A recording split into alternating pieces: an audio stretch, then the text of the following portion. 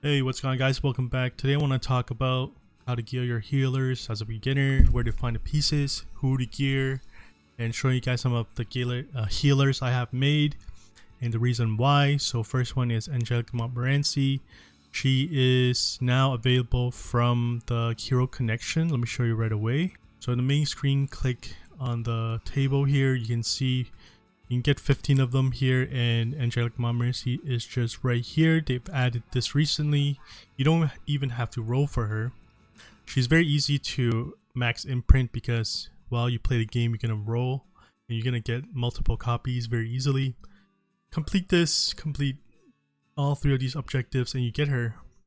So definitely build her. She's very powerful. The downside is it takes time to grind up the runes for her specialty change, which takes some more grinding, but the end result is worth it. You have to level up the skill tree, get almost everything, and then she'll be viable for most content.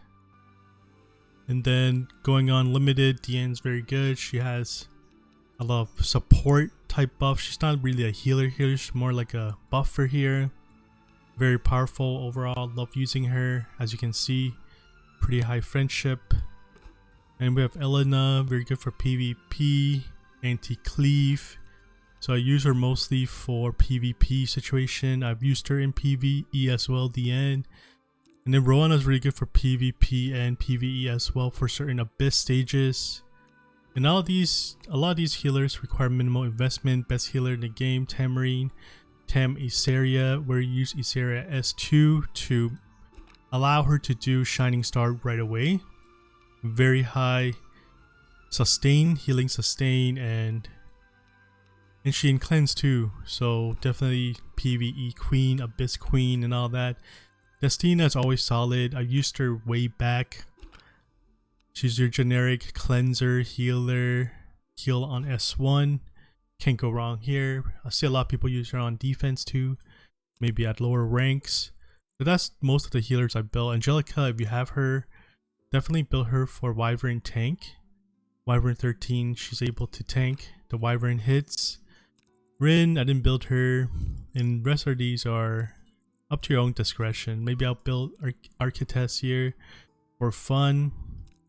And let's go get into gearing and artifacts. So first off, for healer, you're looking for at least 180 speed ideally. The more the better, because then means more heal if you take more turns. And the cooldown are gonna go on faster.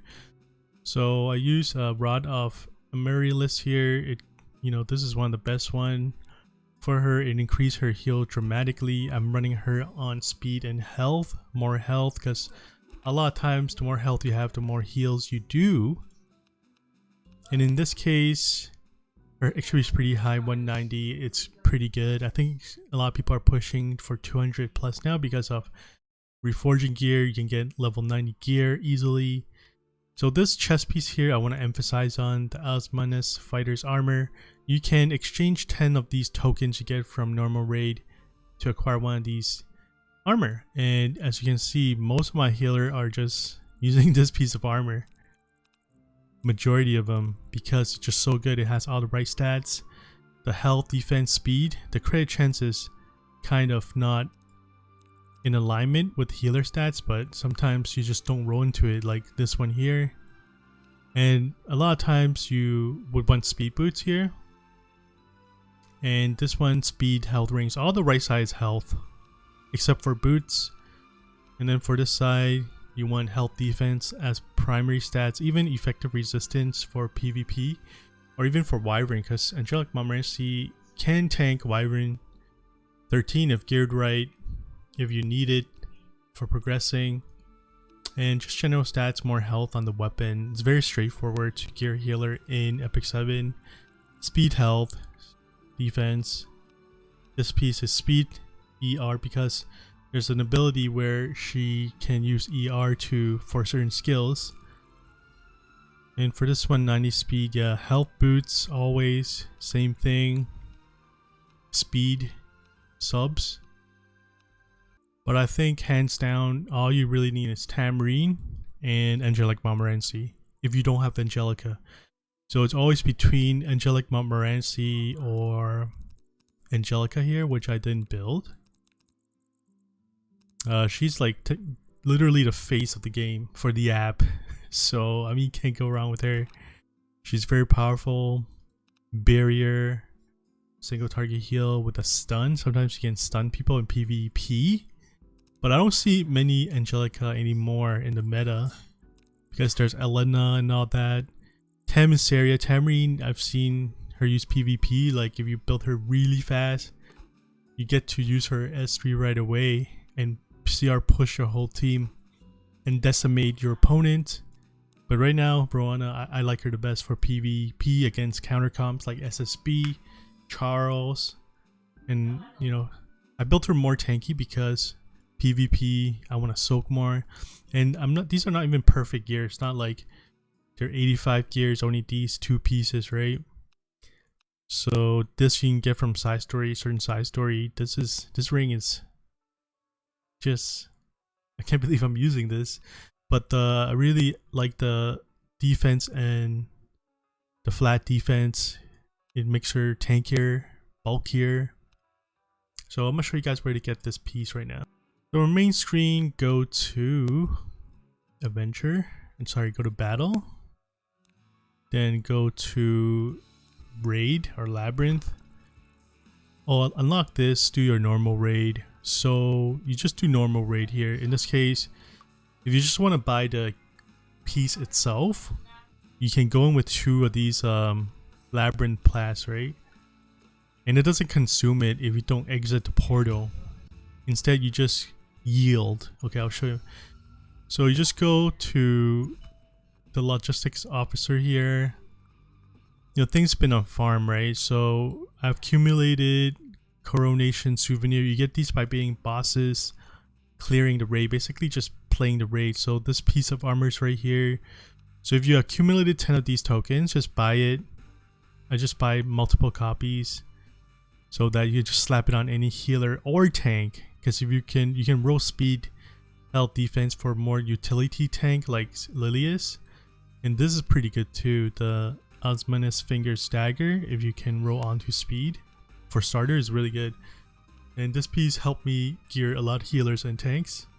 What you do after is you press this icon here and then you click yield. Do not click exit through the portal, and that way you can just get your thing and get out. Very simple. I think that's about it. And in terms of the most usage, I still use her for normal raid, I believe, and certain bosses against Arcanus, or one of the ones that does a lot of debuffs and it's kind of nuances. I think you can use a mod mode here for Hell Raid 2, like that boss that does a lot of debuffs, the poison rune, the bottom right. I use her for that. The end, not so much anymore. I think she's more popular back then, but she's still very powerful. I use her from time to time, even for sometimes an RTA, Lena, RTA, or PvP generally speaking. I'm gonna build her on counter more, like speaking about sets. For PvP, maybe you want to build her on counter and speed so that when she counters, she can cleanse allies debuffs if you have any. Very powerful here. But most of the time you build speed immunity or speed health. So in this case, I might swap her to immunity instead of health here for PvP purposes. You don't want to get silenced or anything like that by Kayron maybe. And Tamarinne is just too solid. These are not even ideal gear. Like I can get her stats up more. But for PvE wise, I think 1500 with maybe a bit higher defense will be optimal, but speed boots always a must. And Wondrous Potion's good. Let's take a look at the artifacts, I guess. And for her, yeah, I'm running Celestina on Destina, so her S1 can heal more when I counter. So maybe we can swap this to Elena if the unequip event's on, but the problem is the defense here is a bit low. So last thing artifact I'm gonna go through is Rod of Memory. It's really good. Always keep a copy of that. This one's a special event artifact, Unfading Memories. It's alright. I didn't invest too much into it. And then Shimadra staff. People run Magahara's tome on her, I believe. It's an alternate. Yeah, Magahara's tome here. So when she does her S2, she gets CR push, and then so she can cast her, ultimate or S3. So this is popular to Water's Origins, maybe on your Ruel for more tankiness in PvP. And then you get another Knight with Aureus, then it becomes very annoying to kill. Especially against cleave teams, there's no way they can cleave into like a 25 K HP Ruel with Water's Origin. It's just not possible. And then various artifact is useful here for healer. Yeah, not many. Maybe the notable one is the Prophylactic Candlestick if you're having a tank healer. Like if you're starter, you have nothing else. This is, I think, the best artifact for healer. Because then you can build like a tank Stina, like a tanky Destina or a tanky Angelica, and run 3 DPS for PvE scenarios. Then, if you have Touch of Reikos, this is pretty cool artifact for PvP as well. It keeps your team up. And then one of the most useful ones when there's Potion Vial. So this is not maxed out copy, so it takes one more copy for max limit break where I get 100%. So it's good for fights where you get dispel a lot, and you can, sometimes you cleanse a stun. That's a big game changer. So I like to run this on her because she does not have any cleanse abilities except for her idle form, which cleanses like the full team, I believe. But it's not like, always on demand, right? Like a Mont, her cycling is faster, so that's why she's like the cleanse debuffer in the game because of her high speed, her CR push herself, I believe. She's just too amazing. Just build her, you won't regret it. Anyway guys, keeping it short, this is how you build your healers, at least the general vibes. And the one last thing I like to mention is the skill leveling, skill enhance. The reason why she's 555, it's because she takes only Sigmas instead of Molagoras. So the first skill is optional. The most important is the Purification and Earnest Prayer.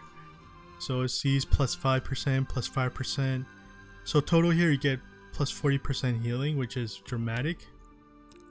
And then for the end, if you do have her, it's optional if you want to invest in her. Usually you just go for the cooldown.